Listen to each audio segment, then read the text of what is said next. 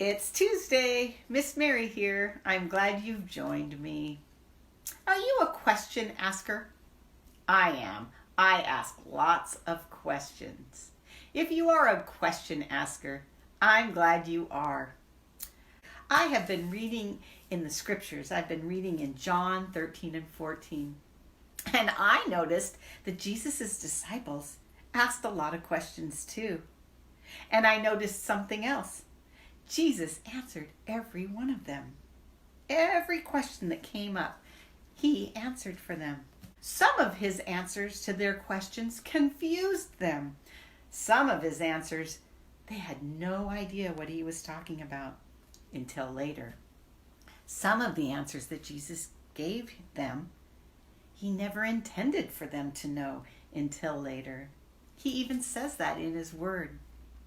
I also noticed that as the questions came, so many of them from his disciples, Jesus said this to them: "Don't let your hearts be troubled. Trust in God and trust also in me." He knew they got very concerned about things, and he knew they wanted answers. Jesus knew the best answer to give them was trust. Trust. Don't trouble yourself. Be still. Just trust.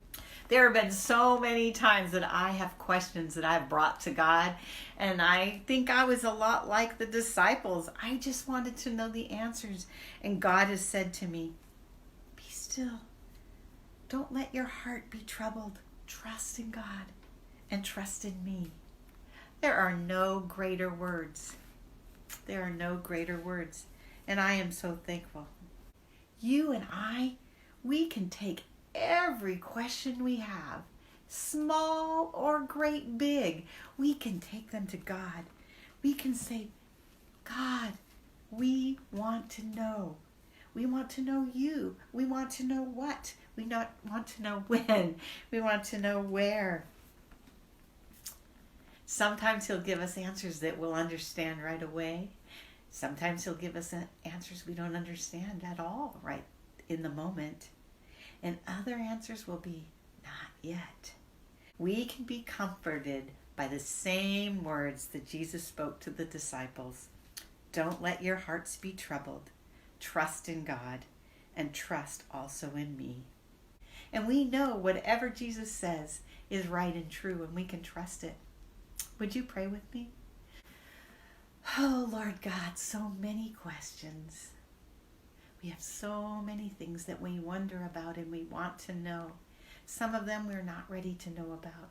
Lord, thank you for answering our questions.